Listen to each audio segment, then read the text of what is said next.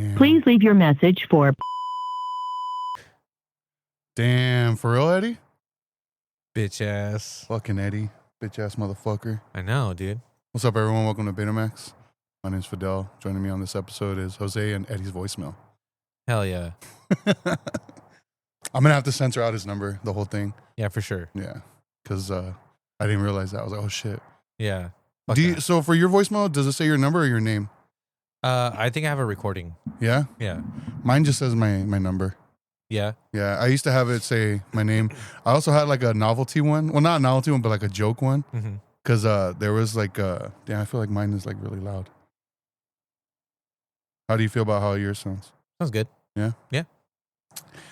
I had this one that it was a recording of a guy from Vine. Do you remember like this like really skinny, scrawny white guy, ginger, always had a green do-rag on and spoke like super like ghetto? No. Huh? Like he had this video where he was like, what did he say? He was like, I didn't mean to miss your call, but leave your name and number and I'll get back to you unless I don't fuck with your bitch ass or something like that. Something like that.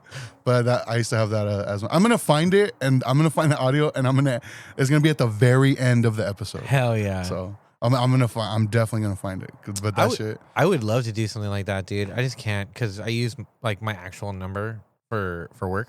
I know. That's why I stopped using it. Yeah. So I can't have like a customer reaching out to me for like something like super professional and serious. Yeah. Have something stupid. You know what I mean? Or they're all trying to order more shit, and it's all some like dumbass fucking voicemail. Yeah, something like or like a movie quote or something. You know what I mean? Something stupid.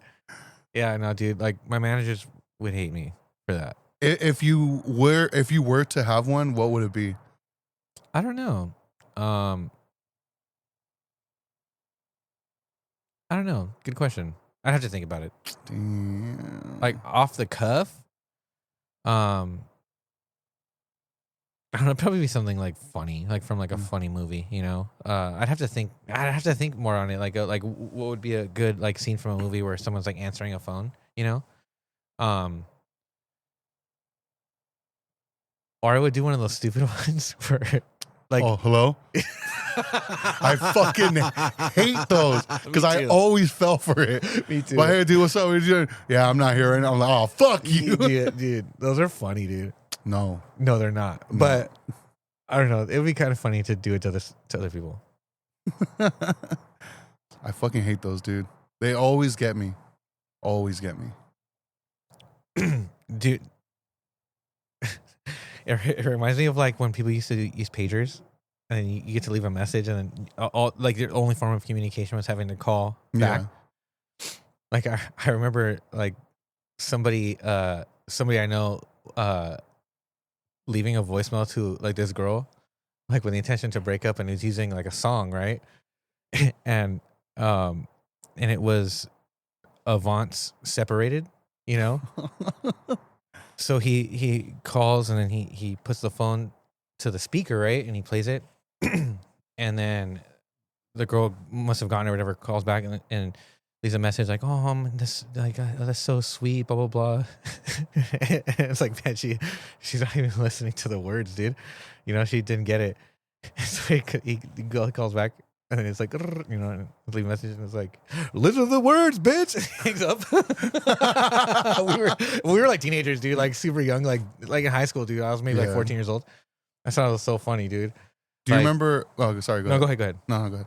No, go. No, go ahead. You.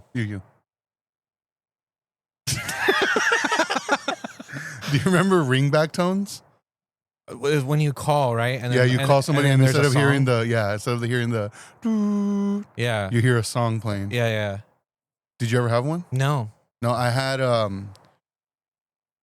one. It's because I believe I had Nextel at the time. It was like one of my first phones. Deep cut. That ended up turning into Sprint, and now Sprint doesn't exist anymore either, right? I think you're right. Yeah.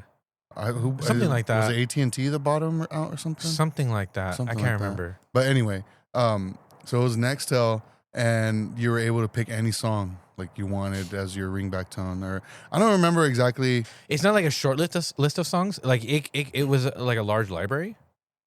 From I don't remember because I chose like a Blink-182 song off Cheshire Cat, and you would not think like that would be. Yeah, that's you know? kind of like a niche. Yeah, You know. yeah. Like the song I had, I think it was like Fentuzler. I think it was that one. Damn. Yeah, Okay. it's like at the risk of sounding rude. That one. Yeah. And because the next tells, I remember I used to go to the indoor swap meet off of Van Buren. That used to be where Diddy's was. Oh shit. And Yeah. then I don't know what it is now. Is it? Well, it's a Diddy's still. I think it's still Diddy's. It's still Diddy. Okay, yeah. So that Over by where the Happy Buffet is. yeah. Yeah. So that Diddy's, it used to be an indoor swap meet. And I remember I would go in there because they had a Nextel booth, and you could take your phone and a CD and tell them like, oh, I want this song, and like at this part of the song, you give them like the seconds or minutes or whatever, and they rip the song and put it as your ringtone. Shut up. Yeah, so I used to tight. do that all the time. But it sounded like shit. Like, so instead of my phone ringing, it would like play a song, but it always sounded like shit. So I always had to keep the volume low so it didn't sound so bad, but then I couldn't hear it. So like I have to turn the volume up, but then my phone would ring and it just sounded bad. It sounded like blown out speakers. That's funny. But yeah, I did it all the time, dude. And it was only $1. So I was like, every time I was like bored, I would just ride my bike over there and I did it. That's tight. It was tight, dude. Damn. So like Nextel was. It was Like- those chirp phones. So it was like the cricket of. Sort of. Because do you remember like those chirp phones, right? It's where- basically like a walkie-talkie. You can use it as if it was a walkie-talkie. Yeah. Yeah. It was one of those phones. Oh, okay. And I remember I had one of those too. I had the one that it was like the popular one where it's like kind of slim and you push the button and it flips open. It like had like a spring that flipped open when you push the button, and it looked like metallic and like blue and silver. It looked really nice, fancy for the time. Yeah. But I remember that was like the popular one, and then Sidekicks came out, and that was it. Everybody was like, "Yeah, I want a Sidekick or a Razor." Like, I had a Razor. I never had a Razor. I never had a Sidekick No, I never had either. or a BlackBerry. Yeah, I never had any of that shit. Yeah, I've only had a Razor. Those were cool. I remember that's the first time when I had bought I had paid for thank you one of those ringtones. Yeah. Remember I bought it was 2000 from Gorillaz. Mhm. I got the cool. It was that one, and then what is it that Taking Back Sunday song? Which one? Is it like a popular one? Yeah, I wanna take you down so badly. Oh, Make Damn Sure. Yeah, that Gonna one. make damn sure. I love that song. Yeah, it was. I would use those two, Yeah. and then also Angel by Pharrell. Hmm. But that was for like, those who I'd be sweet on. You know what I mean? Those who you be sweet on. Oh, I thought she gave you a lighter. I didn't know it was that. Oh yeah, it was this thing. I was about to say that's a big ass lighter, homie. No, it's like a. Looks like a pencil sharpener. It's like a display. It does look like a pencil sharpener, huh? One of those electric ones. That's funny. Or battery powered ones. It's like, zzz. Really? Pencil sharpeners? $60? Damn, that's it. Damn, you need a microphone, dude. Just yell it out. Yell out. Yell out the commentary. So, Netflix bought WB, dude. Okay, yeah, I wanted to bring that up. Rest in peace, Lord of the Rings, dude. Why do you say that? I don't really mean that, but like, I am like healthy dose of skepticism with it. You know what I mean? But I do think like, call it like a like a dream. The success that Guillermo del Toro had through Netflix, like with Frankenstein, it could possibly put him in a position to do like Lord of the Rings stuff, like he was originally opposed to at one point. Could do something cool with it. I just hope whatever it happens with that franchise through Netflix, they learn from like what everybody thinks about what Amazon has done with Lord of the Rings, you know?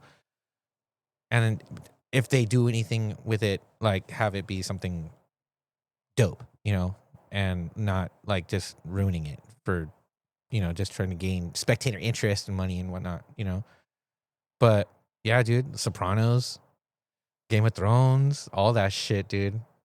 That's all Netflix now. My fear about this is this could be like the beginning of the like what am I trying to say? Movie theater attendance has been in decline for a long time already. Yeah. A lot of people don't go to the movies anymore. And the people that do, they don't go to watch a movie, they go to hang out. And that sucks. Because it's annoying for people who are actually there to try to watch the movie, you know? But I feel like this is like, I don't want to say the nail in the coffin. It's the first nail in the coffin. Okay. Because the CEO of Netflix already came out and said, like, oh, yeah, you know, Warner Brother films are going to have a shorter theater run now. Because he believes that the future of watching movies is going to be at home only. He's not a theater guy. And I'm just like, oh, fuck. And yeah. Warner Brothers is like one of the oldest movie studios. Yeah. And I imagine they absorbed the physical studio as well. Yeah. Correct? Yeah. Yeah. Everything Warner Brothers. Yeah. So like that's a whole ass studio that they get to inherit. And that's a legit studio. It's like probably one of the oldest studios there. What was the point of us learning in school that monopolies are bad? It's funny. I made that joke earlier. Really? You know? Yeah, because somebody else had mentioned it, and my first like that was the first thing that came to mind. I was like, I thought monopolies were supposed to be like illegal. You know? Yeah. Like you just can't like just dominate like the market like that. You know? Albeit there's like YouTube, Tubi. Yeah. And there's still other Amazon options. There's other options. But for how there. long? That's what I mean. Like once something like that happens, and they see like the return on investment from that, like it's only a matter of time. Yeah, it's just like the game of Monopoly, you know. And then at some point, you're gonna be you're gonna be stuck in a position where you're like you know that you're the player on the game of Monopoly, right? Where down the stretch, one person is like owning all the stuff, and all you're doing is going around the board, giving them money the whole time. Yeah, you know, and that sucks because I mean, it just kind of takes that agency away from the audience, you know. Yeah, because there is something special about going to the movie theaters, you know. Yeah, some movies just are meant to be experienced certain ways, you know. Like I can't imagine, like I loved the experience that we had when we went to go see like Nosferatu, for instance, right? And that was the first time Alexis had been in one of those Dolby theaters, you know? So like knowing that like that character's voice had so much presence in the film to essentially play a character on its own. You feel it. You feel it. Yeah. Right? Remember, like you could feel it in the seats, right? And that's an experience, right? Yeah. That's not something you're gonna get. Like even with like a dope surround like 5.1 setup, you know, because I have one of those like you know, it's a sound bar and then it has the two rear speakers and a sub, you know, so it's technically like a 5.1, but like not a legit one because it's a sound bar, you know, but it's still pretty awesome, right? Yeah. But that still just doesn't quite do it, you know, because there's something like I don't know, maybe it's the romanticism in me, you know, but like, you know, the concessions, you know, standing in line, like picking what you want. Yeah. You know what I mean? Like the smell of the popcorn in the lobby, you know what I mean? Like picking the right seat, you know, like even before they had the assigned seating, you know, it was like getting in there early enough so that you can get the spot that you want, you know? Yeah. And, the thought of that being a thing of the past is kind of a bummer. Yeah. You know, I have a lot of fond memories of going to see some of my favorite movies in the theaters, you know? Yeah. Like, I would hate for my kids to lose that, you know, or even like the thought of my grandchildren losing that. You know, like I remember seeing, was it Phantom Menace? You know, and Lord of the Rings. You know, in the theaters and just blowing my mind. Because I feel like this happening, it will definitely drive attendance even lower, For sure. which would probably cause ticket prices to go higher For sure. because of like the lack of demand. Yeah, and then I can imagine the subsequent closing of certain theaters Yeah. because of that.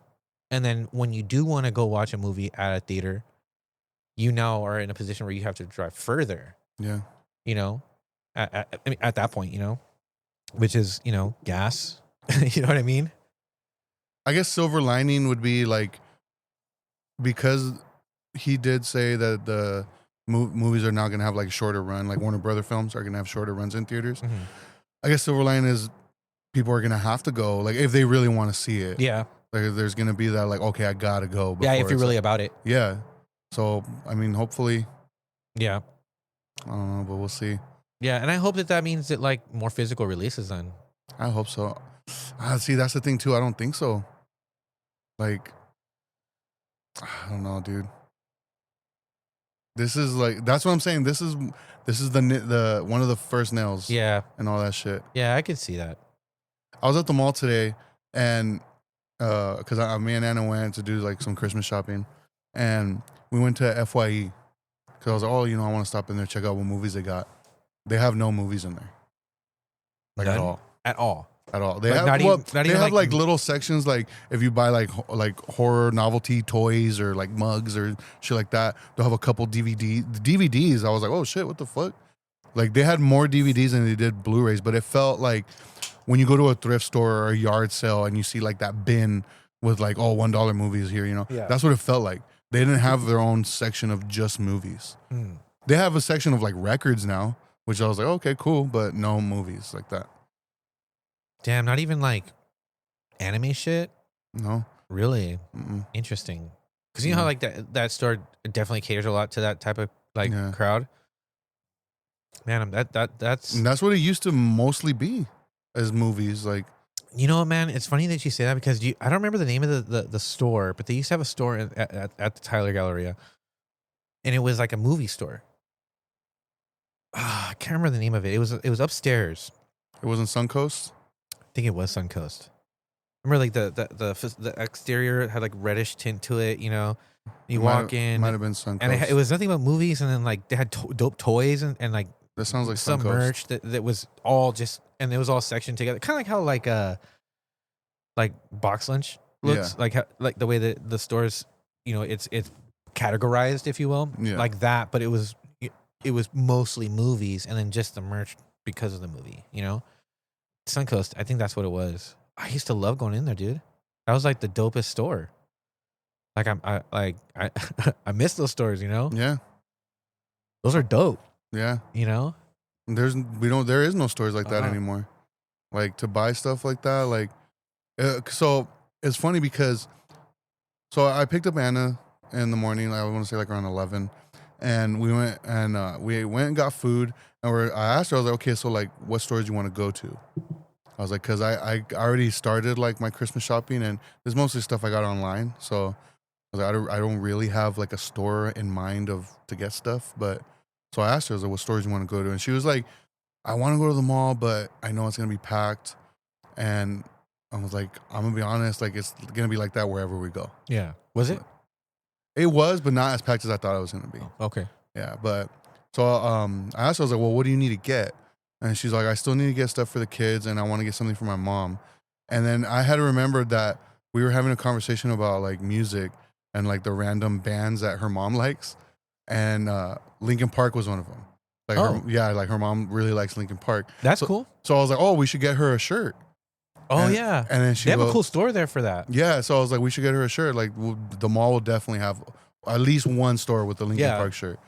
And then she was just like, oh, I don't want to go to the mall though. Like it's gonna be a lot.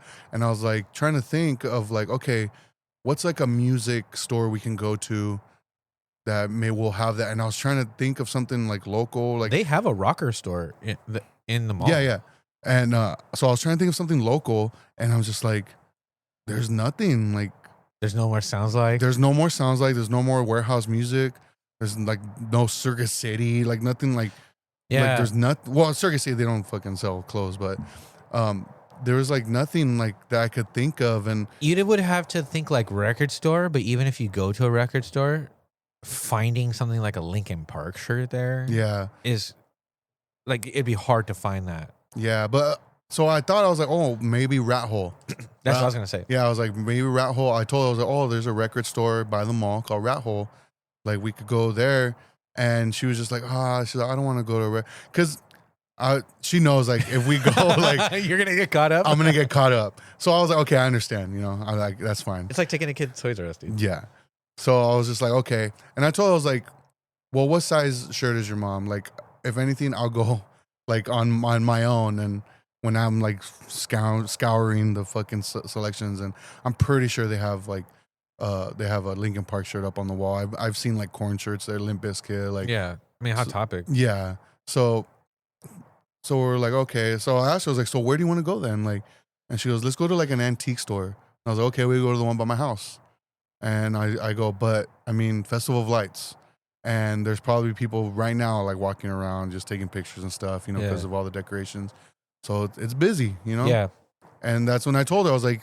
I'm like, everywhere we go is going to be really busy. And she goes, yeah, I know. And she goes, you know what? My original plan was go to the mall. Let's just go to the mall. And I was like, all right.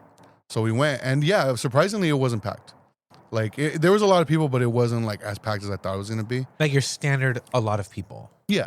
Yeah. I wasn't like, oh, excuse me. Yeah. Like, so. No, there wasn't lines. And stuff. There wasn't. Okay. So we had went to Hot Topic, and we found they had like a few badass Linkin Park. They had a good selection of band shirts. I just fucking hate the material they use for those shirts.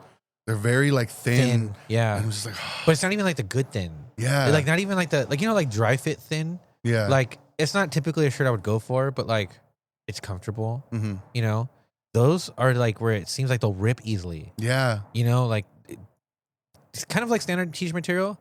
Thinner, a little rougher. Yeah, I don't like it. They shrink easy as fuck too. Yeah, like I do not like those shirts, but they had some badass shirts. I saw a Hayley Williams shirt.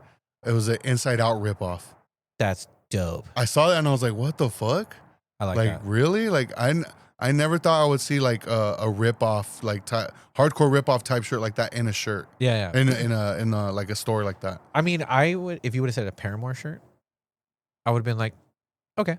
Yeah. That's still, I mean, still a surprise. Yeah. But like a Hayley Williams like specific. it said, like Hayley Williams, but it had like, you know, the Inside Out shirt with the bar? Like, yeah. Yeah, it was like that. That's pretty cool. But it said Hayley Williams. And I was like, oh, fuck yeah. Shout out Hayley Williams, dude. Almost bought it, homie. But yeah, I was just like, man. And then going to FYE, I was like, okay, I want to see what movies they got. And there was no movies. I'm just like, fuck, dude. Like, there's really nowhere, like, Barnes & Noble is the only place that still sells movies like that. Yeah. And then like Rhino Records in Claremont, like they still sell movies. Yeah, they have a good selection too. Yeah. But other than that, I was just like, there's really nowhere besides going online where I can buy movies that I want, like I want to see, you know? Yeah. Or like, again, you'd have to drive out of your way. Amoeba. Amoeba, Frankensons, you know. There is this new spot I want to check out in Pomona off of Bonita Avenue, I think. It's called 510 because the address is 510 Bonita. Okay. And I've been seeing their videos a lot on TikTok, and they show it almost looks like a warehouse, but they have a huge movie selection, and they have everything like VHS, DVDs, Blu-rays. Like they have a shitload. Okay. So I've been wanting to go check it out. I haven't had a chance. Word. But yeah, like that Netflix shit. I was like, man. Like the beginning of the end. I think so. The first domino? Yeah. And I was looking up to see, I was like, okay, so does that mean HBO Max is going to merge with Netflix? And in my head, I was like, that kind of makes sense because Hulu's going away. Yeah. It's being absorbed by Disney, and they have this whole thing. Well, the plan that I have right now is the bundle of Hulu, Disney Plus, and HBO. So like once Hulu completely goes away, like that means I'm just gonna have Disney, and is HBO gonna be off of that bundle too? Like, am I gonna have to get HBO again, like on a set, like on its own? Because I have it as the bundle. Yeah, and does that change how much you pay? Yeah, and then Because So I imagine because there's people who also have that through like Amazon too. yeah. So like I looked up, I was like, okay, so is HBO merging with Netflix? And as of right now, it's not. They plan on keeping it as its own app. So I'm like, okay, Oh, okay. at least that. At As least. I imagine at some point they're gonna that might change though. Yeah, I feel like eventually it'll either merge or they'll do like a bundle type thing. I'm already seeing HBO shit on Netflix. Dude, When I logged into Netflix, dude, HBO is gonna completely dissolve at some point. yeah, Like for sure. yeah. That's crazy to think. Yeah, because because I watched the Diddy docu series. Oh, you did? Yeah, so we could talk about that. Oh, okay, sick. But when I went into Netflix to watch it, the first recommended show that came up was The Staircase, which is an HBO original show. I don't know if you've seen that. No. No, it's about The murder, right? the murder. Yeah. So Was it the Lacey Peterson one or something? no, Or is that a different one? that's a different. I believe that's a different. Yeah, that's a different one. This one's like about this woman that apparently fell down Yeah. a set of stairs, Yeah. died, whatever, and like they think the husband. I don't know. Yeah, they think the husband did it, but he's like maintaining his innocence. Yeah, there's like a documentary about it also, but they made it like a show, like an actual show. Oh. Yeah, so and it's an HBO original, but I saw it on there and it said HBO original, and I was like, damn, already? Like they just announced this shit. That's crazy. Yeah. And then I went down more, and then another recommended show was it was another like true crime one, but it was an actual show that was based on a murder. The one with Elizabeth Olsen, where she like kills this guy she's having an affair with, his wife. Like it's a true story. Oh, fuck, what's it called? It's like Love and Death or something like that.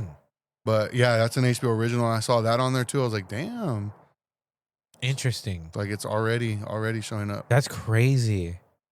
That's crazy. Yeah.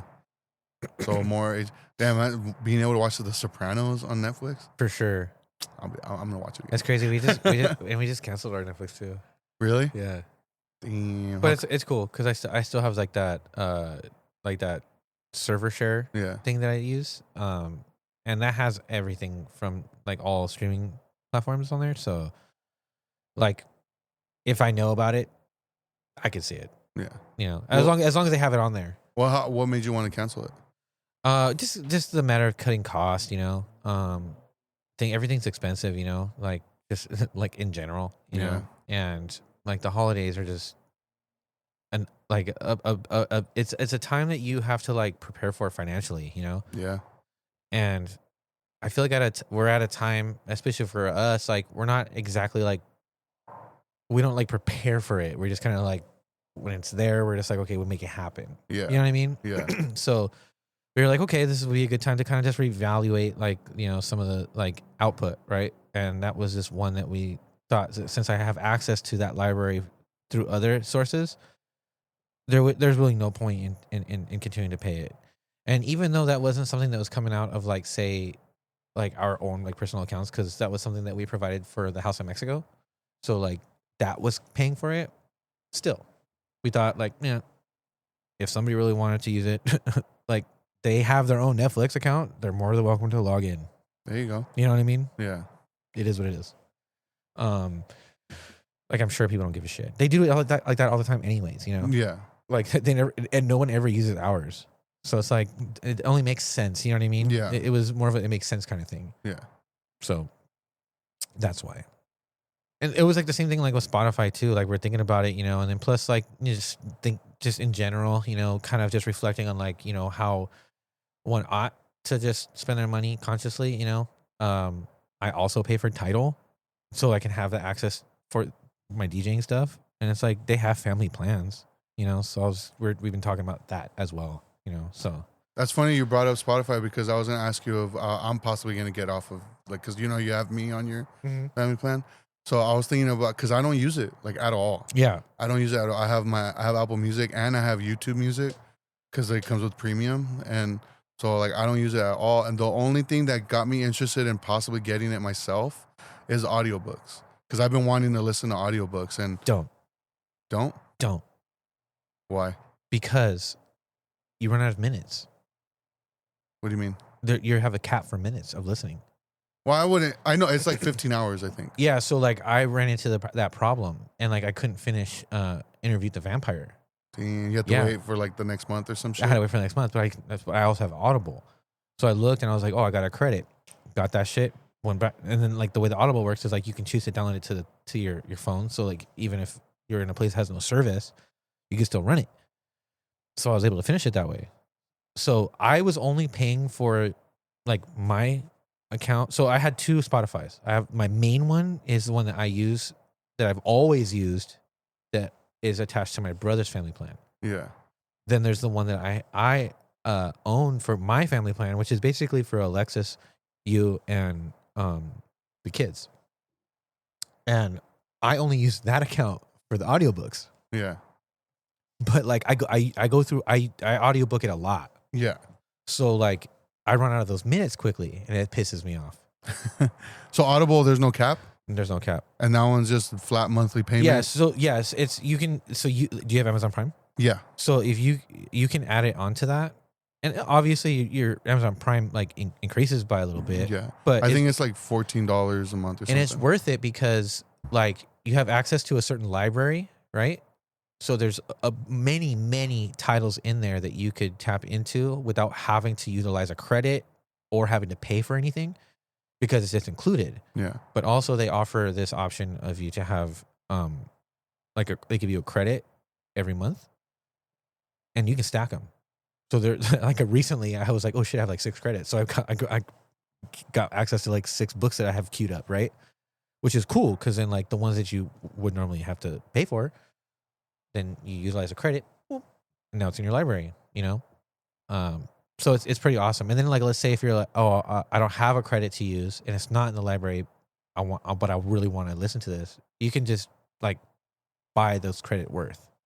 And it's normally not anything that expensive. I mean, it's not as expensive as buying the physical book. You know what I mean? Yeah. So it's like, I'm never in a position where I have to pay any additional money. I utilize whatever's in the library, or I just utilize credits. Because I mean, audiobooks can be mad long, you know? Yeah. Like some books are 15 hours. Yeah. You know, like Interview with the Vampire was like 15 fucking hours, you know? So I would recommend that, to be honest. Oh, okay. So hold on. I don't understand. Audible, you're paying monthly, but there's still like some that you still have to pay, like to listen to. They just like certain titles. Like let's say if like for instance, like the Silmarillion read by Andy Serkis. Yeah. That's not included into the into that like standard library, but they give you those credits every month, right? You could get that credit and apply it to that audiobook. It's yours, right? Or let's say you don't have any credits, but you're like, you can't fucking wait. You can choose to just like pay for it. Yeah. You know, and it's like I don't know how much 10-ish or less bucks maybe. I don't know. But like I said, I'm never in that position, because like by the time you're finished reading a book, you get another credit and you can use it. Read that book, and by the time you're finished with it, you get another credit and get another book. You know what I mean? It's pretty cool. Okay. Yeah. Yeah, because I was looking into it. Cap. Yeah, because I was looking into it, and I did see like Spotify does offer a strictly audiobook plan, but it is the 15-hour cap, and I think the just audiobooks is like $10 a month or something. But yeah, and I saw Audible is like it's $15, $14.99 a month.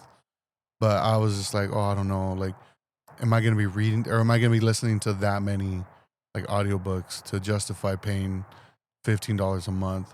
Or like, should I just get the Spotify one, because I feel like that's gonna be more on. I'm not gonna be listening to audiobooks that much. Basically. Well, I thought the same thing. It's to me it kind of seems like working out, like going to the gym, right? Once you go and you start making it like a thing you start doing, and then like you just have the urge to keep going, like you just keep that momentum, like yeah.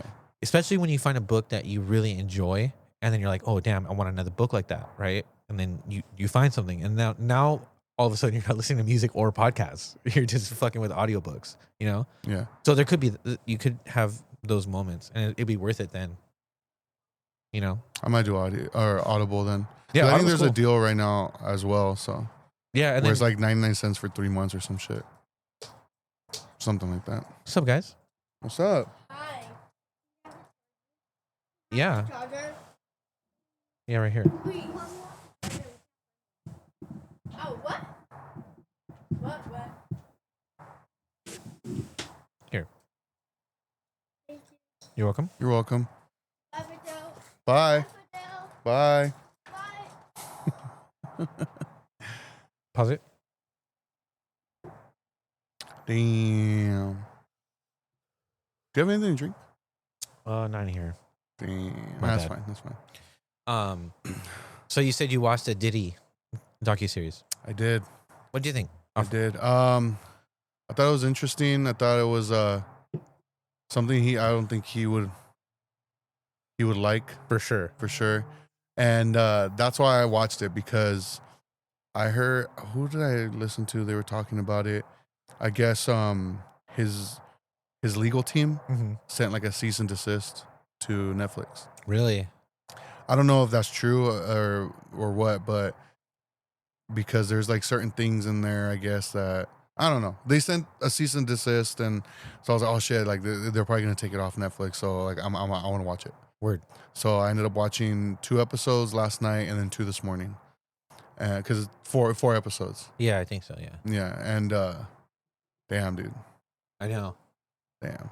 And it's funny because what song is it where they said, was it Nas and Ether, Yeah. where he said something about like, oh, even Puff shot someone up in a club or something like that? Yeah. And I was like, there was a moment in the docuseries where that verse, that line came to my head, and I was like, damn, it's funny. Yeah. I thought the whole thing was kind of funny. Yeah. Yeah, just because it's like, it really painted a different picture, you know. It really made him seem like that he suffers like from like hardcore like main character Oh, syndrome. yeah. You know, Yeah. like that he was so not incompetent, because he was pretty like brilliant when it came to like how to as an opportunist, Master right? manipulator. 100%, right? So like he was able to accomplish like the things that he did, like as like like an intern to, you know, where he eventually got to, and having his own, like, you know, with Bad Boys and stuff, like he, like that work ethic that he had, like, you know, obviously he has some acumen business wise to meet that success, to make a success out of himself, right? But like at the same time, it painted this picture of him where it like no, like people like thought he was laughable, you know, like similar to how they kind of made it seem in that Kanye documentary, like how people kind of clowned him for a long time, you know. Yeah. Like it was a similar. I got the similar vibe from that, you know, where like he had like little man syndrome in a way, you know, like had to always kind of just like what I thought was interesting is like I remember the famous footage of the Source Awards where, you know, when Suge Knight, you know, if you wanna, because he was trying to expand, I guess, into the East Coast. Yeah. And you know, the famous line of like, if you don't want your producer all up in the videos, all up in your albums, whatever, come to death row, right? Yeah. I always thought that was just shade, right? Come to find out that like the way that he kind of allocated how like shares worked in the company, so that he kind of dodged having to have any financial responsibility outside of that, but then like inserted himself intentionally in these videos and in these songs on these albums so that he can pay himself as an artist. Yeah. And it's like, damn, that's mad creepy, dude. Like this hardcore opportunist, like it's like a creepy way to kind of like funnel money, right? Yeah. And so like it paints like this picture of this guy who's, you know, just again a master manipulator, you know. And I loved how laughable he was, you know, like oh yeah, the dude had no talent, you know, like everybody kind of knew he was a bitch, but you know, he was Diddy, you know. Who was the rapper? Is it named Mark Curry? The one that was like imitated him, the one that wrote the Godzilla song for him. Yeah. That shit had me dying. I know the way he imitated like his voice, like oh my god. And and another thing that I thought was really sad though was Craig Mack's story. Yes, dude. That Because that song, holy fuck. and it's funny because I always wondered, like what happened to that dude, you know? Yeah. Because like one hit wonder kind of situation, you know what I mean? But do a timeless heater, right? Oh, yeah. It's gonna forever be here. And that release, that dual release, The Big Mac. the Big Mac, and Yeah. the way that they packaged that demo, dude, like, bro, Yeah. that's fucking genius, right? Yeah. Come to find out how this reveals the inner workings of all of that, and like how sad that ended up for Craig Mack, you know, and then his wife, like, or ex-wife or whatever, like commenting on like being open about how he was like being like very like, you know, scared and like, you know, vulnerable in those moments, feeling depressed, you know, because he wasn't making the money off of the things as the artist who made the platinums, Yeah. you know. Super fucking sad, bro. Winning a Grammy and being broke. Yeah, dude. Like, what the fuck, That's dude? fucked up. That's fucked up. And there's like a lot of stories like that in the music industry. Like, For sure. the whole shit with TLC. Like, I don't know if you know, like, the same thing. Like, their album, on that TLC tip, the first one. Yeah. Yeah, like, the What About Your Friends, like, blew up everywhere. They were making no money on that shit. Yeah, dude, I mean, you're still seeing it with like streaming shit. Yeah. Like, I mean, like Spotify's a good example, Yeah. you know? Yeah. Like, what was it that you need? Like, you need like 100,000 streams of one song for it to equate royalty wise to a cup of coffee. Really? Yeah. Fuck, dude. Yeah, dude. I mean, like, I even remember back in the day, like when streaming was really first started kind of like being a thing. Yeah. And then when AC/DC had stuff on there, like we would see like the royalties collection that would collect it on that from the distro that we would use, and I always thought, I was like, interesting. I thought, you know, something like this would you would see more based on like the traffic, right? But yeah, it's not a lot. Yeah. It's not a lot. I mean, it's ACXDC, bro. You know, like But still. no one's anticipating for that to have like a ton of money out of that or anything like that. But I mean, you see the traffic that band like that gets. You know, how many followers, how many listens, how many streams that they have on a single song. You know, you would imagine those numbers could reflect on some decent cash. You know, but it's not like that. Yeah. You know, so you're still seeing something like that through those platforms as well. You know, but yeah, dude, that's really fucked up because Craig Mack's, you know, that whole thing is legendary. Dude, I love that song. Me too. Have you ever listened to the whole album? Yeah. Like, I've listened to it a few times. Oh, man. Now I haven't done it recently, but yeah. But I mean, man, that's I loved that documentary, and I knew going into it, I thought I was gonna like it because when I saw it was gonna be produced by 50 Cent. I like his flavor of petty. Dude, You know, the best hater. yeah, he's the best hater. You know, so Yeah. I kind of anticipated it to be a certain way, Yeah. and I feel like I got out of what I expected from that. You know what I mean? Yeah. Because it really made this fool look like a bitch. Yeah. Like he's straight up a bitch. Yeah. You know? Piece of shit. Yeah, real piece of shit, man. You know? And the whole story with Cassie, bro, Dude. is straight diabolical. Like, fuck that, dude. You know, and it was funny because like I was working, so I was listening to it at one point, and I was listening to that part where when they introduced Cassie and they started getting into like some of the relationship stuff. And you remember when they introduced her, they played her song, Yeah. you know, and I love, You want me to. dude, and bro, I love that song, It's a good song. bro. You know, that's peak like high school R&B like Yeah. nostalgia, right? And they played that, and I was like, "Oh man, really? They had to play this song right before they start talking about all this?" Because Yeah. it kind of like, because it put me there, right? Yeah. And then like you hear her voice, and you know the song, you recall her face, and then you hear what she had went through. Oh man, it hurts. Yeah. You know, because I mean I don't know her like that. You know, but like I do in a way to enough to feel like fuck, like you know that it hurts to know. You know, and that's fucked up for anybody. You know, that guy's a piece of shit. Dude, the shit was Shine.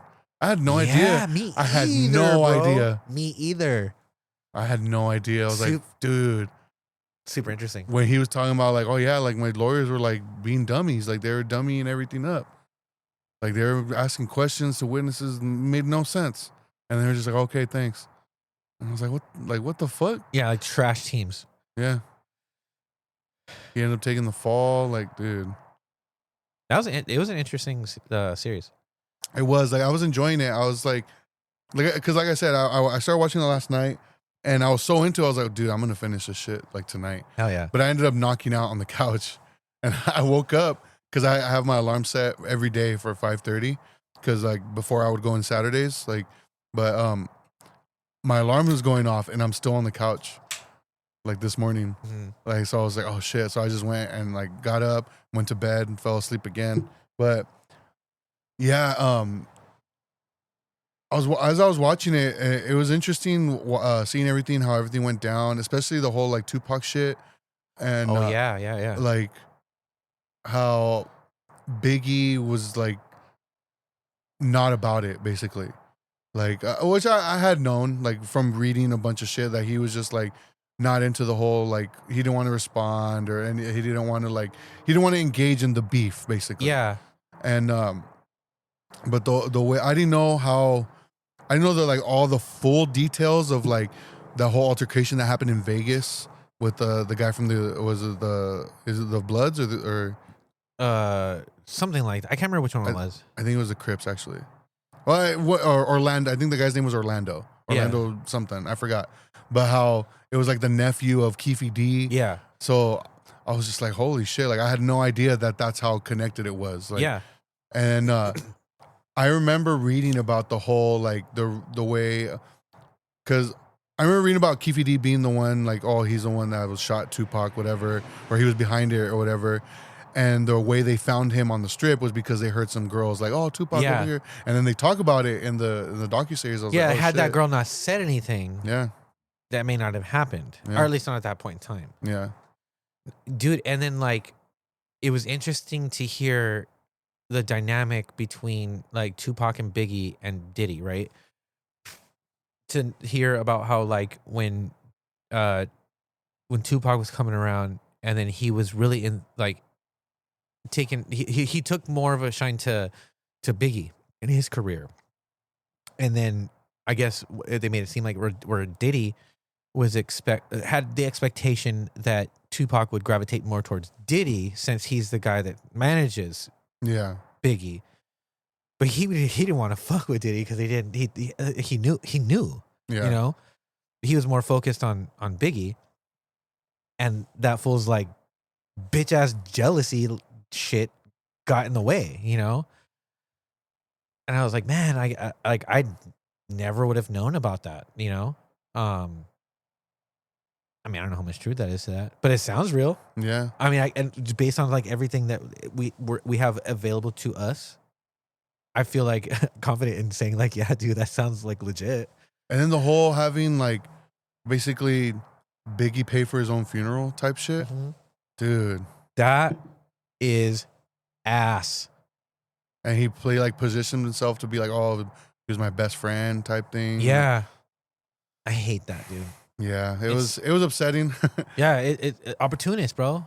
Like, not a real artist, not a real fucking no. Like he just like literally human shields.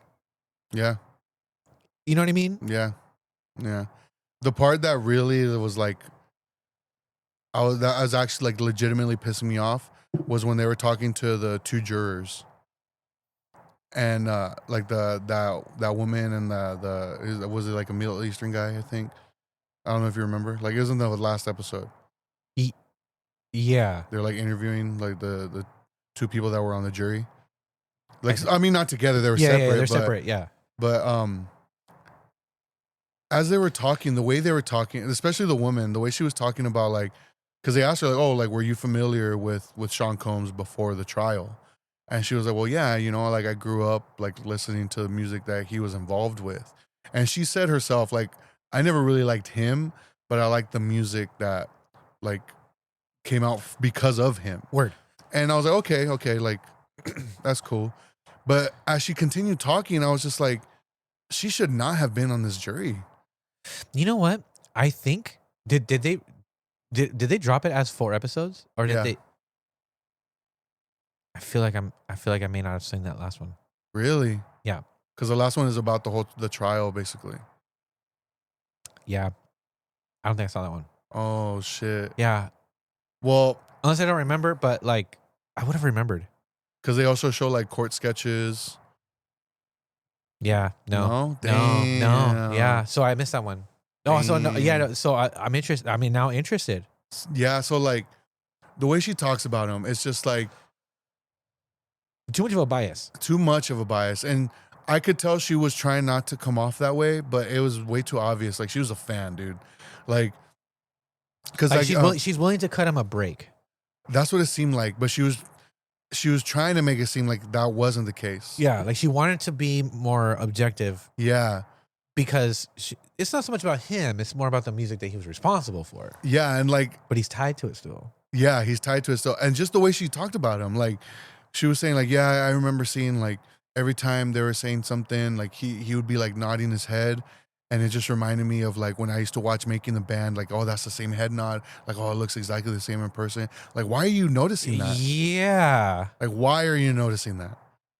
And then the one statement that I was I like, for sure did not see this one. And that's crazy. the one statement she said that I was just like, oh no, this person should not have been on the jury. Was she said, it's like, yeah, and like some of the facial expressions he was making, I was like, oh, I make those facial expressions too.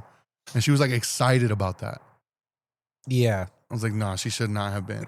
And then It's crazy to me that because have you ever been a part of a jury? no, I've been like to jury duty, but I've never been selected. But you've never been to the process where like you have to answer questions to the attorneys. No. Dude, it's crazy that you're saying that because I've been in that situation twice. To one where I actually was like the actual jury, like leader dude. We deliberated and I had to be the guy to do the thing, right? I've been in that situation. It's crazy to think that person got through I know. because the attorneys vet every single one of them in that process. Like, so they'll select the people that they'll fill the seats, and then they go person by person, and each attorney gets a turn for each person to ask questions, take notes, and ask questions, and they ask questions, bro. Like the first time I remember doing it, they asked me about like my 683 tattoo. They're like, "Oh, I noticed you have a 683 on your arm. Like, what is that? You know?" So I had to explain to them, you know, Showcase Theater, blah, blah, blah, this and that. Oh, okay, cool. You know, this and that, right? And they're like, oh, do you have any, like, family members that are in, like, law enforcement, blah, blah, blah, this and that. And I was like, oh, yeah, I have an uncle who's a sheriff, and I have an uncle who's a district attorney. And, oh, for what county? And, oh, Riverside. And, oh, who is it? And mention their name. Oh, we just had lunch the other day, you know? And then the prosecutor, right? Because my uncle's a DA. The prosecutor, like, is like, you know, winking at me like, I like this guy, right? And then when it was the defense attorney's turn, he immediately dismissed me. Immediately. Yeah. Right? Yeah. So like to think that these two paid attorneys, right, in this high profile situation, right, vetted these people and she got through. They also didn't sequester the jurors. They let them go home. What do you mean? Like wait, so Like throughout the trial, instead of getting them in a hotel, you know, I don't know if you know, they usually do that because to keep them away. They're not allowed to get in contact with family or stuff. for higher profile cases, Yeah, right? Because yeah. I didn't have to. I've never had to do that. Well, yeah, no, like for high profile cases, yeah. Typically, Like they usually sequester them. Like okay, get them a hotel. Like they all stay in the same hotel. Like, because you cannot be talking about that shit. yeah, It's a huge deal. yeah. And they didn't do that with these jurors. Interesting. I mean, there was the whole like, you're not allowed to go on social media thing. Like, so I don't know how they monitored that, but still, like yeah, it just because then when you really think about it, these are all decisions that get made by the court. yeah. So like, does the court have biases? Unless he threw money at the right person.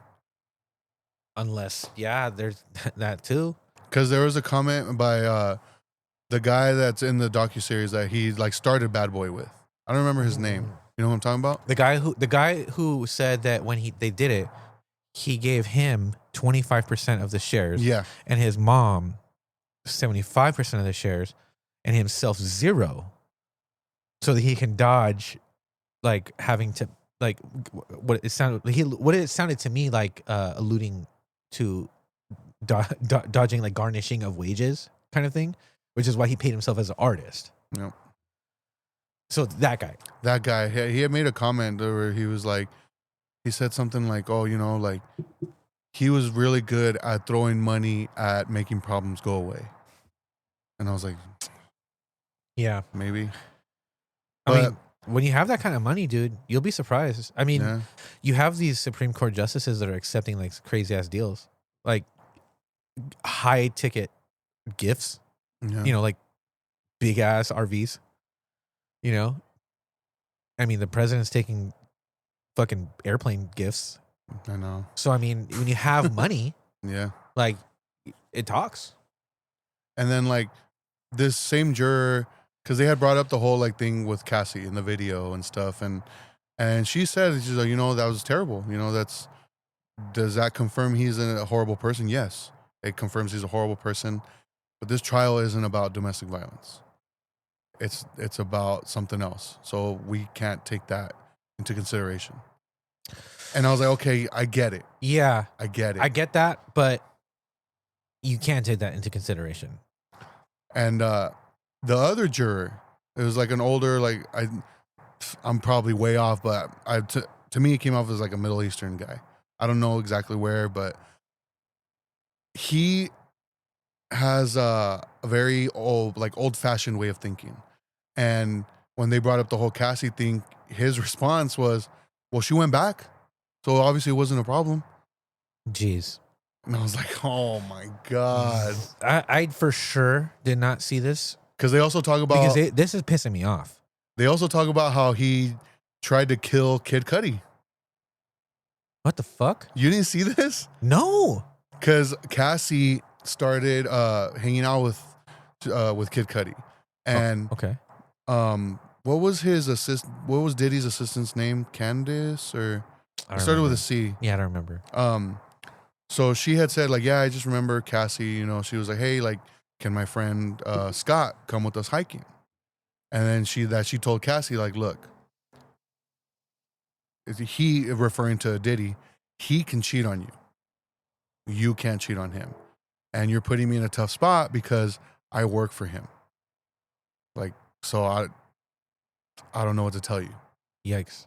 He, like, her friend Scott ended up coming with them on like going hiking. Scott's Kid Cudi. Diddy finds out, and his assistant, I think her name was Candace.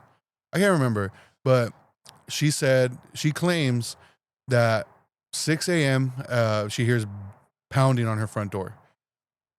She goes to open the door, and it's Diddy, and he's like, "You're coming with me. We're gonna go kill this motherfucker." And he had a gun. And she was like, "What are you talking?" Like, no. He essentially like forces her, like threatens like to like do something to her if she doesn't come with him. Yikes. So they drive up to his house, and he makes her wait in the car, and he goes into Kid Cudi's house. And when he goes in, she said that she calls Cassie, and she goes, "What the fuck happened?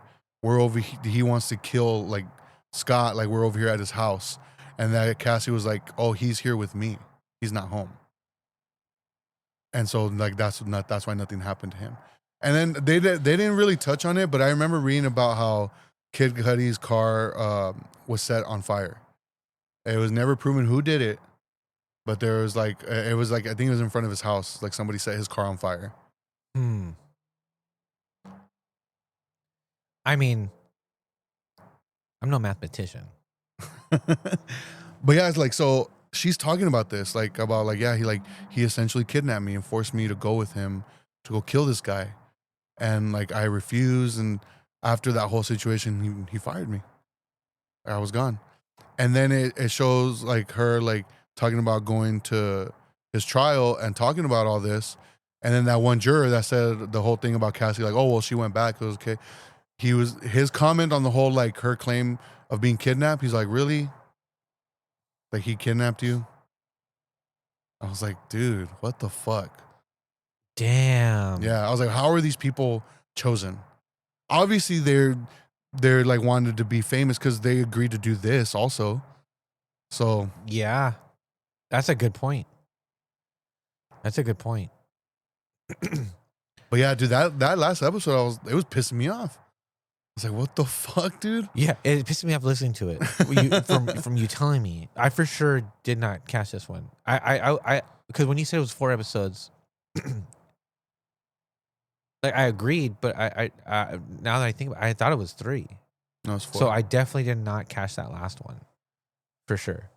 You should watch it, dude. I'm going to. It'll Yeah. piss you off. It's gonna piss me off. I mean, even like hearing about it as the news was breaking, all this shit happening, and what he ended up getting charged for, like it's so fucking stupid because he was being accused of sex trafficking, but they acquitted him of that, but they charged him with transportation with the intent of prostitution. That isn't that fucking sex trafficking? No, No? because it's intent. I don't know, dude. I just because I mean because I just know like in the world of like law, it's very like Everything has to be literal. it's very literal, and because that's how they do it, like in a trial situation, Yeah. they have to argue it like that, you know. That Because he was looking at life, and because of that, he ended up getting 50 months. yeah, it's kind of like why people like sometimes get off of like, you know, murder charges and then get like a manslaughter charge. It's like a lesser I charge see. that kind of means the same thing, but because they technically, you know, on some whatever thing, technicality, you know. Wait, so did you see? I don't remember if this was the 3rd episode or the 4th episode about was it Audrey O'Day from Danity Kane? Yeah. Did you see that part? Yeah. About like her reading the whole like that she was assaulted like and out of it. Yeah. You saw that? I think so. Yeah. And she like starts crying and she goes, "So this is my first time reading this." Like, Yeah. Yeah. oh, dude. Yes. Dude.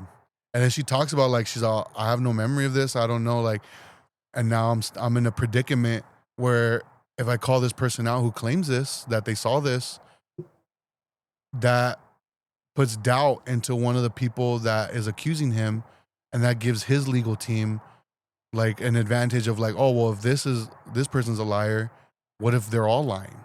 Yeah. And she's also, I don't know what to do, dude. Yeah. That shit was rough. It was very much like that, like the what was, that other film, R. Kelly. Mm-hmm. It was kind of like that one. I haven't seen that one. Surviving R. Kelly. Yeah. I haven't watched that one. It's similar thing, Yeah. you know, and it'll piss you off, you know. But I mean, that fool got pinched though. Yeah, dude. I don't know. This one was like super creepy, man. Like that guy is just a shitty dude. Yeah. A shitty dude, you know. I mean, albeit, you know, he's got like that business acumen, you know, and that's cool and all, you know. But like, it's that other shit, like how you behave and shit that defines you as a person, you know, and like that I don't fuck with, you know, and it sucks, like, you know, because then you it made me think about like B2K and, you know, like Jagged Edge and shit like that, you know, and it's like all these things that I like, and I was like, man, I wonder like like what else, you know, is tainted, you know, because of this guy. Yeah. You know, I'm sure that there's other people who have other information too. I just remember the first time I ever heard of like somebody having like an issue with him in this way was Mace. Because I mean, I grew up like huge Mace fan. Yeah. And I remember when I had read about him leaving Bad Boy because he wasn't getting paid or something, or money was being withheld from him. And I was just like, oh shit, like that sucks, you know? and then watching this and hearing about all the different artists saying the same thing. Yeah, and like how Craig Mack almost went to death row and then got scared Yeah, and then re-signed with Bad Boy. yeah, Fucked up. yeah. Fucked up. I think if you're a fan of music, especially even like 90s hip hop, this is a must watch, dude. For sure. Yeah, for sure. You know, because I mean, it does it because I mean, it's talking about people, and it introduces music that we love. You know, and I mean, it's done very well. You know, because I mean, the music that they use, you know, it's like you're saying, like it's that memory lane, Yeah, you know, aspect to it. So it's done very well. You know, I do very much like that. It was produced by 50 Cent, so it had that hater element to it. yeah, But like, it wasn't something where like there's no trace of 50 Cent in it otherwise. yeah, You know what I mean? yeah, Like, had no one ever mentioned it, I would have never known. I would have still recognized it as being very hater in nature for good reason. yeah. But yeah, like, I liked that it wasn't like 50 Cent didn't utilize this as an opportunity himself. You know what I mean? To interject himself into it. You know, I liked that. Done well. Yeah.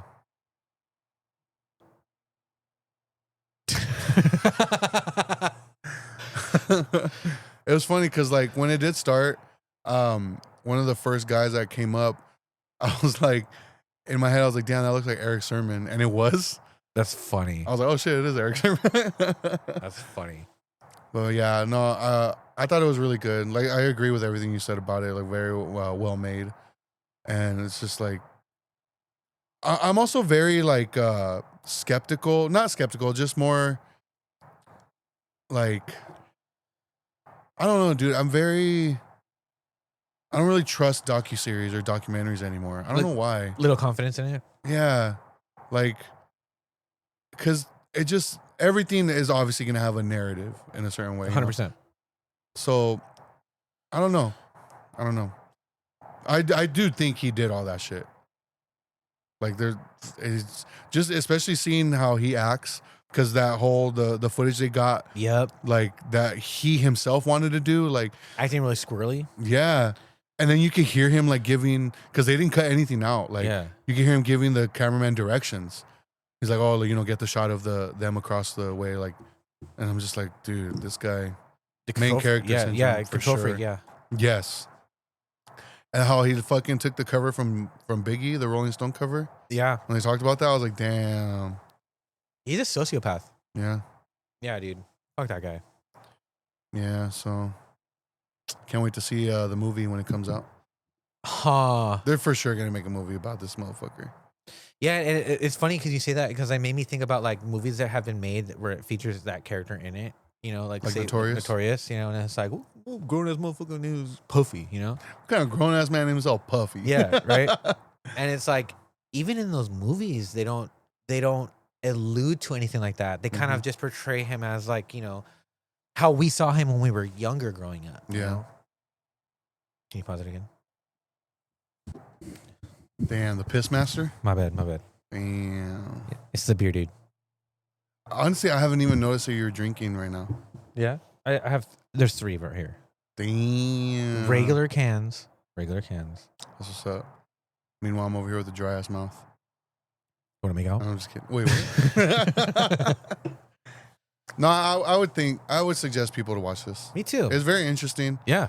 and it'll piss you off. Yeah, and you know,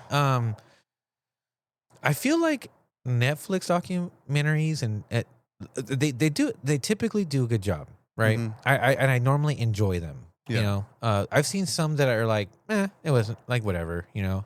But for the most part, I would say like a 9 out of 10 times, like I like them, you know. And then sometimes like it ebbs and flows. Like, well, they'll have a drop of like a few good ones, and then like there's some that just don't catch my attention at all, and so like I'm not even on Netflix at sometimes.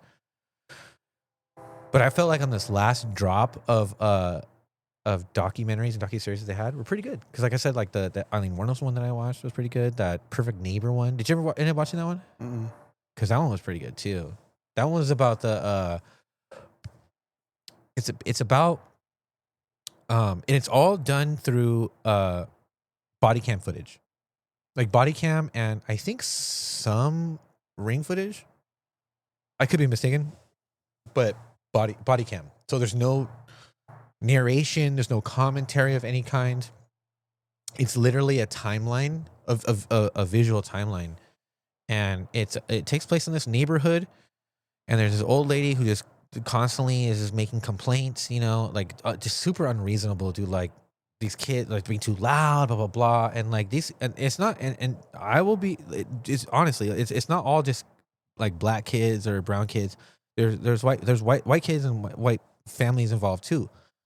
This woman is an elderly white woman, and yeah, she was just, you know, a menace. You know, keep calling the cops, and you can see it from the cops' perspective, like, you know, keep coming out, kind of stuff, you know, and then, you know, that she ends up shooting one of the parents at some point, you know, and you can see, and it details like how it escalates to that, you know, and she tried to play the whole like stand your ground card, you know, but they had, you know, but they what the investigators were calling out were like, it's interesting you say that, because like that's also what you had looked up, you know, you had looked this up, and this person was shot through a door that had several, it was closed, Yeah. it was several locks on it. Watch out, look. What the heck? Damn. But yeah, I thought that one was good too. I think you would like that one. I think anybody would like that. You know, it's very relevant to like the climate today, I suppose. You know, and and what I liked about it is it shows like the ugly side of how the real ugly side of, you know, what turning politics into like a religion, you know, can do to people, you know. Yeah. And the harm that it could cause to someone to influence them to cause harm, you know? Yeah. But I thought that the latest drop of documentaries and docuseries they had lately were pretty decent, and I enjoyed them, you know?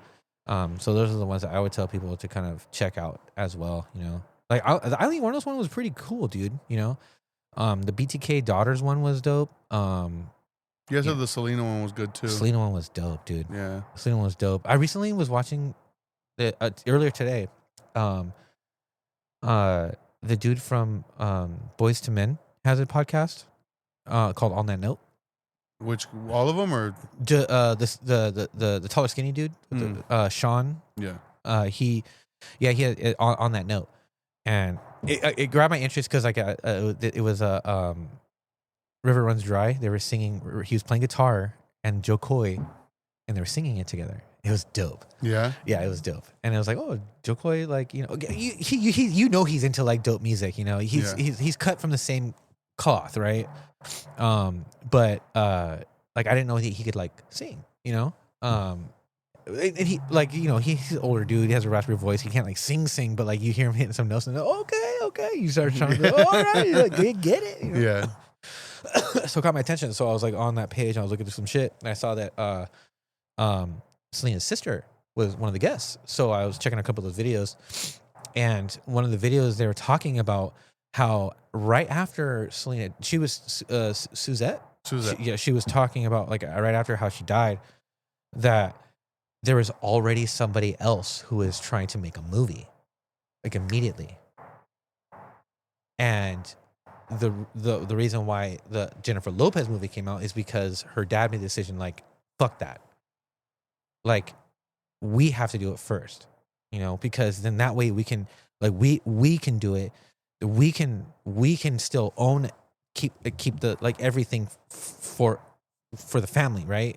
And like not let somebody else, you know, just utilize this as an opportunity, you know. It's like we have to do it, and then that's how that's why that movie got made, and they were the ones who sought out to get Gregory Nava to direct it and everything. I was like, oh, that's interesting, you know. But yeah, so like Selena documentary, you know, and after seeing that interview, I was like, man, it really kind of doubles down for me, like on how good that documentary was about focusing on their, you know, family dynamic. Yeah. How it was more than, it wasn't just Selena. It was Selena y los Dinos, you know, which I thought was great. Yeah, so there's a chunk that they dropped that were pretty good, man, and like I recommend all of those to people checking it out, dude. They're a good watch, you know. I like myself a good documentary, dude. Yeah. Yeah, I follow this page. She goes by That Documentary Girl, and all she does is post like just documentaries that you normally documentaries that are dropping like on major streamers, but also like ones that you haven't heard of, and then she'll like post, like she'll talk about how you can find them on YouTube or whatever, and she kind of talks about them, gives her like take on it. So like I get to learn about pretty cool documentaries through that. So I recommend people following that page. What's it called again? That Documentary Girl. Instagram? I follow her on Instagram. Yeah, she's like this like kind of like redheadish girl, you know, and she's about documentaries, and she just puts me onto a bunch of really cool ones. She's the one who turned me on to that one about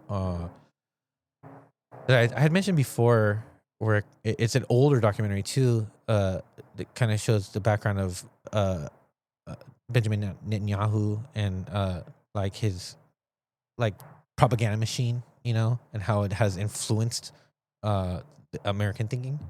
I guess like the way that the Israeli government's propaganda has influenced just on a global scale, I guess. That's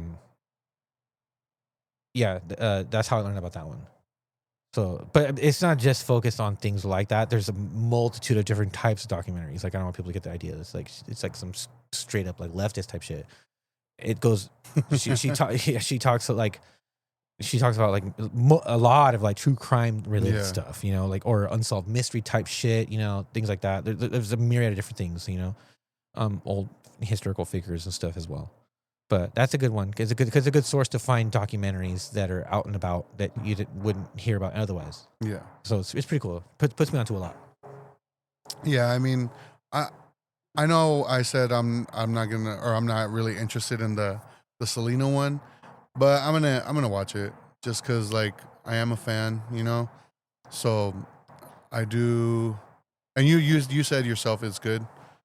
So yeah. Like I do said, want to check it out. like I said, like I think the narrative that people have about like, oh, her family, like, you know, like trying to make money off of her. I don't necessarily think it's her. I think it's her dad.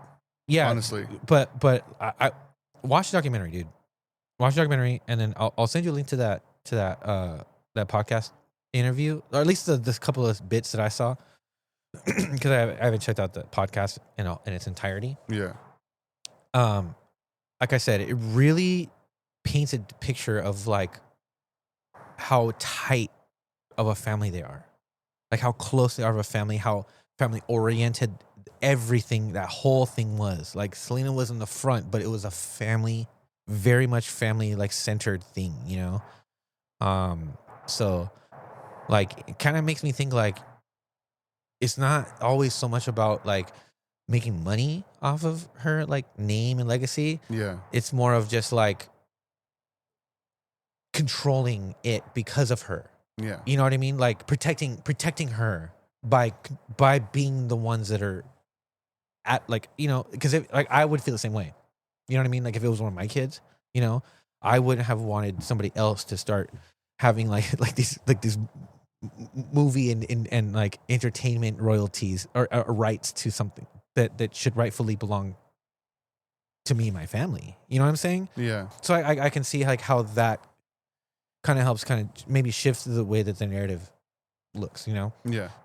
But yeah, like, man, there's one takeaway in that documentary that I really loved is when they talk about their bus and how they had like they all physically built the bus. Like they built, like in the movie, like how they show they have bunks. Yeah. And in the movie, it looks like nice, like the bus came with these bunks in it. But the real one They built that shit. Really? Yeah, dude. They got the materials. They built it. They made all that stuff, and like it.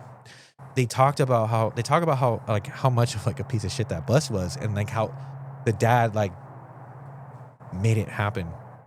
You know what I mean? Yeah. Yeah, like I don't know if you're familiar.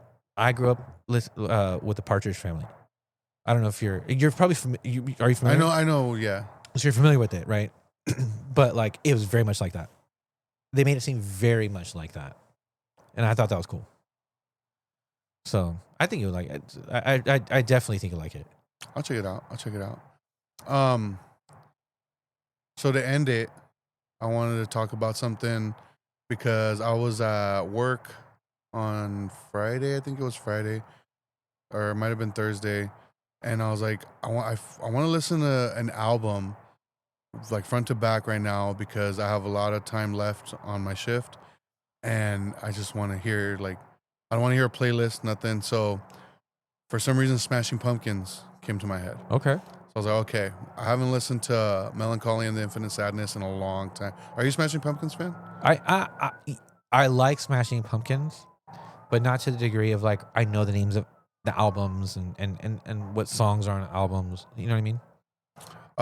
This album, that's the one with like despite all my rage, I am still and so I was like, I haven't listened to this album like in its entirety in a long time, so I'm gonna put it on. Dude, it is a beautiful album. Yeah. Like I was every song I was just like, oh, that's right, I forgot about this one, and it was mesmerizing. Like, and there was moments where I was like, damn, this is like fucking heavy. Yeah. Like I remember there was a I can't remember the name of the song, but I remember when Evan was living with me, he was playing this Smashing Pumpkins song, and it was super heavy, bro. do you remember how it went? It was like it was in the beginning. It was like like it sounded like really like thrashy, but Yeah. like I can't remember the name of it. I'd have to like. Where's my phone? I'd have to like have my phone out, look at albums, and like I'll recognize it when I see the name. But I remember thinking it was like super heavy. And that's what I do like about that band, you know, because they got like that. They're very much grunge in nature. Yeah. And they've got like that melodic meets chaotic element that dude, that's. Well, that's what I wanted to say about it because like as I'm listening to it, I was like, okay, I can see why like they would get classified as grunge. And then there's some songs I was like, I can see this being classified as like almost shoegaze as well. For sure. And then there's songs where I'm like, okay, this is almost like post-hardcore. Yeah. Like I could see them like on a bill with like they sound like the kind of band that can play with bands like Built to Spill. Yeah. Right? Yeah. And then like the Built to Spill fans who haven't heard of them would be like, "Oh, that band's sick." Right? And then they can go turn around and play with, you know, maybe even some punk bands like on some because they have that grunge feel, you know. And then the people who went to go see the like the punk or hardcore band loving this band, you know, like they kind of transcend just the one particular sound or genre, you know, like they have very many different ways that like they sound. That's why I like them. Yeah. Because the definite shoegaze, definite grunge, you know. But then they have like, you know, a lot of like melodic stuff, dude. They have a lot of melodic A stuff. lot of melodic, like, Really you know, good. like kind of slow, softer in nature, you know. That's a good band. But yeah, like I listened to the whole album and I was like, damn, like that was fucking tight. Hell yeah. And so I was like, okay, instead of listening to it again, I'm gonna listen to the next one, which is Siamese Dream. And I only got a couple songs into it because I ended up finishing and I was like, okay, like I'm done with work basically. So but yeah, like it almost made me like fall in love with the band again. Okay. Cause like, man, it was so fucking good. Cause like I've always liked Smashing Pumpkins. Like but I've never really like dove into their music in that way where I'm like paying attention to every single song on the album. Yeah. Cause like, yeah, I know the hits for sure. Yeah. But like some of the songs almost felt like new to me. or I was just like, damn, like this is fucking tight. Like I said, it made me fall in love with the band again. That's cool. Oh shit. I did something like that recently, but with Andrew WK. Yeah. His first album, Yeah. and I remember when I was done with it. This was like maybe a couple weeks ago, and when I was done with it, I was like, man, and I listened to it again because I remember when I first heard that album, dude, like all the way through multiple times, dude, and I remember loving that album so much. Let's Get Wet, that one with the blood on his face. Yeah. Yeah, dude. And when I listened to it recently, like, man, this guy's a fucking genius. This guy knew exactly what the fuck he was doing, you know? And I love like how like unashamed, cute and fun and like, I don't know. It sounds crazy sometimes, you know, like just because the way the energy that it brings, you know what I mean? Like, Yeah. like I was listening to it and I was like, man, I felt like I wanted to go on a run and fall in love, dude. It was tight, you know. Yeah. Yeah, that's one that I like. I really like, and it's cool because it sounds like dance music. It has like a very like a White Zombie kind of feel to it, but also like, man, like he's a good musician, you know. But like especially on like the song "She Is Beautiful," like the way that like the piano sounds like it sounds good, but like he's fucking smashing those keys with his hands, dude. So it's very percussive in nature, you know. No, I it's funny you say that you had done that because I had done that like myself recently, and it made me want to do that with more albums, you know. Yeah. And I was gonna start with albums that I remember doing that a lot with, like, so it'd be like Toxicity, take Enema of the State would probably be another one that I could listen all the way through, no skipping, Yeah. non skips, you know, because you can't do it with an album that's skippable. You know, Yeah. because then like the whole momentum gets thrown off by the one fucking song. And you're like, you know, but yeah, dude, that was a no skip, and I loved how it made me like feel nostalgic, and yeah, it made me want to go see like an Andrew WK show, dude. I'm bummed I haven't seen one. No. Not even when he played with the Locust. Dude. I remember when I first saw the video of that, and it was with the Locust covering Practice Hatred by Crossed Out, but with Andrew WK doing the vocals. That shit blew my mind. That was dope. That's what's up. He's cool. He's cool. He can hang. Yeah. Yeah. We should invite him on the podcast, dude. That's what's up. Who's that rapper recently that was mentioning like hardcore bands in an interview, and it was like it surprised me. Oh, He mentioned like Show Me the Body. Chance the Rapper? No. No. It was fuck, who was it? But he had mentioned Show Me the Body, and I was like, what the fuck? He's from Chicago. Yeah. Oh, fuck, Dude, I can't who the remember fuck who it was it?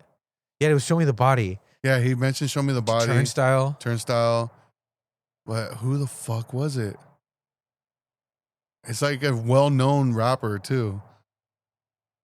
Fuck. No, it wasn't Chance the Rapper. No, it wasn't Chance the Rapper. It up there like that though. Something like that. I don't fucking remember, dude. Yeah, I don't remember. Who's interviewing them? It was that what's that guy? Fuck, what's his name?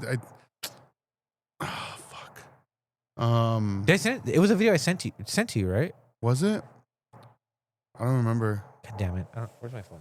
Let me see. I'll pause it so we can look for it. Yeah. All right, I found it. Who's Miguel listening to in the car? Right now, I've been listening to "Show Me the Body," which is and I'm waiting for them to put new music out. I think they just dropped the album, but "Show Me the Body" is like a punk band from New York. Yeah, Dude. That was like when I heard him say that, I was like, what the fuck? It tripped me out. Miguel, yeah. Tripped me out. I like shit. He's not like even that, a man. rapper. I'm all saying he was a rapper. Yeah, I mean, I thought it was Chance the Rapper. Oh, it's Miguel, homie. Yeah, it was Miguel. That's what's up. That's racist, huh? All right, the real final thing. Okay. Because as I was looking for it, like I saw some stuff that I did want to mention. Quentin Tarantino's takes right now. Dude, what's up with that guy right now? I don't know, dude. Dude, The whole shit about Paul Dano, like, out of pocket. yeah, Out of pocket. yeah. And then, 'Cause that guy's an amazing actor. yeah, dude. That was weird. And then that recent interview he did where he's bashing Oh, Hunger Games? yeah, and then what's the fool's name? Shaggy? Oh, Matthew Lillard? Matthew Lillard. Yeah. Yeah, it was just weird. Weird takes. Like, why? Is he crashing out, dude? Is that old man shit? Huh? Huh. There's a hole in the sky. The sizzle day and sleeps at night. Nobody notices but me. Ignorant and naive.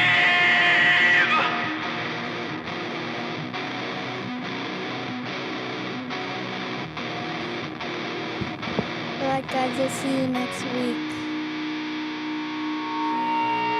Living to my misery. For everyone to see. Darkness makes us spare for most, but happiness for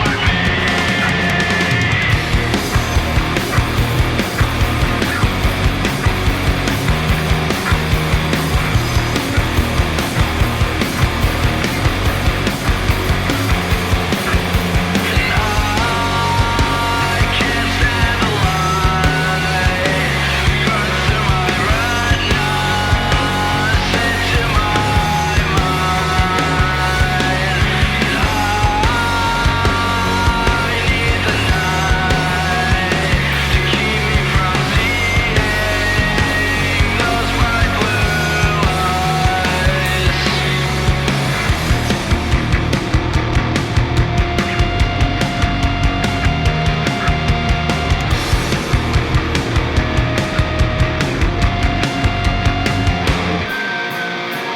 Let me free, alone, to do as I please. That's all I need. Watch me burn in this world so cold. Grow tired. I will grow old.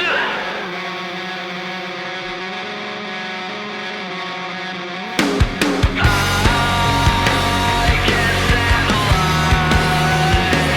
Burns through my retinas, into my mind. I need the night to keep me from seeing those bright blue eyes.